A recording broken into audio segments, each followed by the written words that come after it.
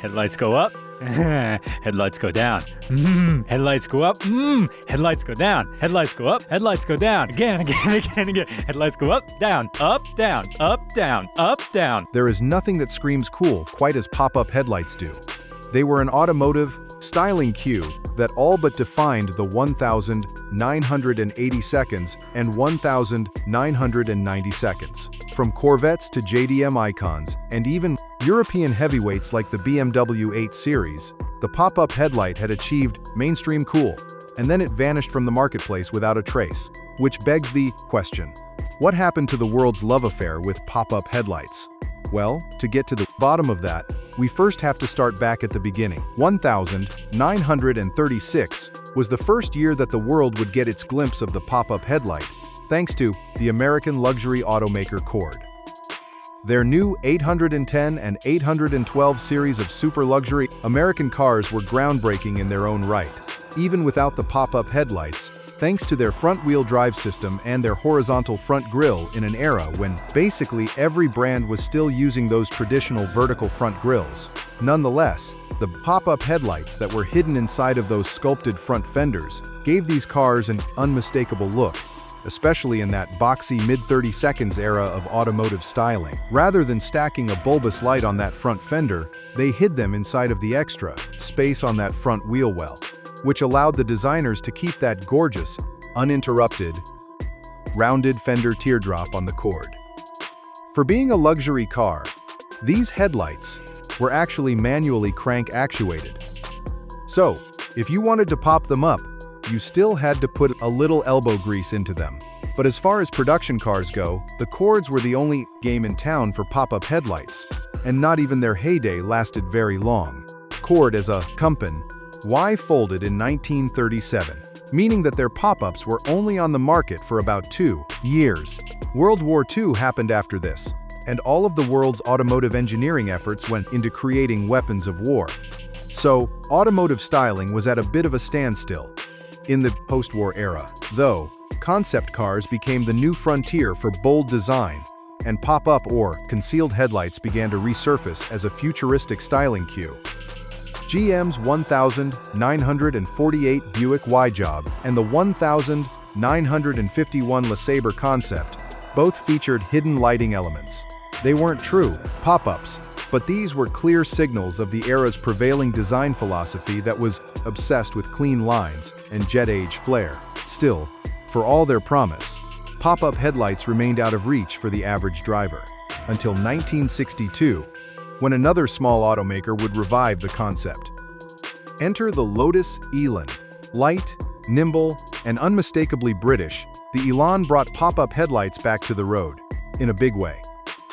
The first of which was that even being on the lightweight, nimble sports car that they were, these headlights were vacuum-operated, which meant that there was no need to hand crank them anymore like on the Cord. They were now far more practical and helped give the Elan its handsome aerodynamic front-end design, with virtually no drawbacks. Now, doing a few rise and fall videos like this on features of vehicles in the past, I would say that the main reason the pop-up headlight took off and the craze started as it did was because of the cars that they first launched on. See, when the tops first came out, the Corvette was the first car to have them. The Corvette was America's halo car at the time. It was the pinnacle of our road-going performance car. When the pop-up headlight first came out, it launched on Cord, which was the pinnacle of luxury. And then it came back on the Elan in '62, which was the poster child of what a lightweight sports car should be. And then in 1963, the pop-up was introduced for the mass market with the redesigned C2 Corvette, again, America's halo car. Because of the fact that pop-ups were first introduced to people on cars that were cool and world-class within their own rights, no one would dare mimic what the styling of an economy car was doing and apply that to their sports cars. But brands would absolutely take inspiration from the best that other companies had to offer. And that is exactly what started happening in the 60 seconds. After the Corvette emerged with the pop-up headlights, the floodgates began to open. The '63 Buick Riviera also launched with its own unique take on its pop-out headlights. Various other muscle cars got their own hideaway headlight systems inside the grille, like the RS-trimmed first-gen Camaros and the '68 to '70 Chargers. to name a few. While those headlights didn't technically pop out like a traditional fold-out pop-up headlight did, they still deserve an honorable mention because they do look badass. Lamborghini would introduce its new-to-the-world mid-engine Miura with its own take on pop-up headlights that had exposed circular headlights that sat flush with the body and then rose up to a different angle for use at night. Ferrari would also join the pop-up headlight game in '68 with their new Daytona. Heck, even the Saab Sonnet would break out the pop-up headlights as well. Now, at this point, virtually all of the pop-up headlights out there were these new vacuum-actuated systems, which were far more temperamental than later pop-ups because this was kind of new tech. They were even more temperamental than the manual systems on the Cords. But the fact remains is that, to start, all of these cars that were getting pop-up headlights were cool. And that compounding of cool continued into the 1970 seconds. The Toyota Totusynkt, the Ferrari 308, the Lotus Esprit, the Mazda RX-7, the Opel GT, the Pantera, and the Porsche 928 and 924 Sekunde, not to mention the 914. This was a big deal for Porsche because they hardly ever strayed from that standard circular headlight design that they had been using since the 356. And of course, the 70 seconds brought us the ultimate pop-up headlight car of them all, the Lamborghini Countach. As the prevailing styling cues in the automotive industry started to transition toward a more angular existence, in the early 80 seconds, the pop-up headlight could not have been more at home in a time period. The newly designed Corvette kept the pop-ups. The new third-gen Firebirds got them. The Fiero, the MR2, heck, even Porsche was now offering pop-up headlight versions of the iconic 911 to give people the look of the race-winning 935 cars. Something that certainly would not have happened unless the prevailing sentiment around pop-ups was as good as it was. This angular era of vehicles continued into the late 80 seconds, but once the 90 seconds emerged, cracks started to appear in the foothold that pop-up headlights had on the market. And slowly but surely, because of these few factors, we would start on the path to total production car extinction by 2004. The first two cracks which emerged were regulatory ones.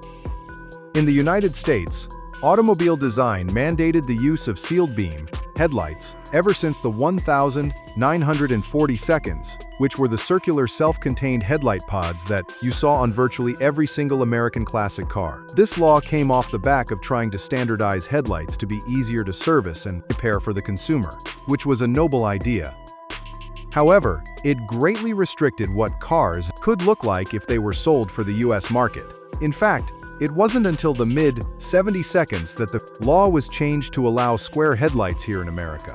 That's why we had 30 years of circle headlight cars. Because the headlight shape was such a fixed commodity, using the pop-ups to conceal the shape was the way to preserve the design of the car's body lines while still meeting the regulatory requirements of those standardized circle or square headlights. But Ford would end up changing all that. See, Ford was trying to bring their Taurus to market in the mid-1980 seconds, and they lobbied the crap out of Congress to try and get these headlight laws relaxed, so they could use their new sculpted composite headlights that were no longer the same old dreary self-contained units. Eventually, Congress caved and relaxed headlight restrictions, which allowed for all sorts of shapes and sizes to hit the market. Now, this change wasn't felt immediately here stateside, as cars would have to wait a few years to get redesigns, but with the passage of this law in mind, by the 90 seconds, we would start to see way more designs with all sorts of different headlight shapes. The pop-up was really just a cool workaround to this law. But now, with cars like the redesigned 1990 seconds Nissan 300ZX, it was shown that manufacturers could hold on to their sleek styling with modern form-fitting headlights in the US market, which were easier to make than engineering a full pop-up system for a car, which tended to be an item that could and would break on vehicles at some point. Across the pond in Europe, more sweeping regulations in the auto industry came down, with theirs being centered around pedestrian safety. When pop-ups were in the up position, they protruded from the car, and they could potentially hurt a pedestrian more than a regular body panel if they got hit by the car. So, they were phased out by this law in Europe that aimed at cleaning up vehicle styling to be less dangerous to pedestrians if they got hit. This was passed in 1998, which spelled the end of European pop-up cars with that current generation of vehicles. Now, I do have to address this. Pop-up headlights also posed a logistical service challenge to anyone who ever owned one, as I'm sure you're aware of. These at times were complex systems that had a tendency to break. Generally, a pop-up mechanism was a matter of when it would break, not a matter of if it would break. And consumers that had felt this plight before probably weren't fond of the extra work that went into fixing an issue that just wouldn't be an issue on a regular headlight-equipped car. But some people sucked it up because they look cool. But that brings us to the last crack in the reign of the pop-up headlights, their popularity. I truly think that part of the problem with pop-ups was they got too mainstream to be considered cool when being sold new in the 90 seconds. When pop-ups only came on the best cars brands had to offer, they were synonymous with that cool factor. But as we got into the 80 seconds, they were getting thrown on everything. Cars like the Ford Probe, the Subaru XT, and the third-gen Honda Accord really weren't the bastion of cool that pop-up headlights wanted as an ambassador.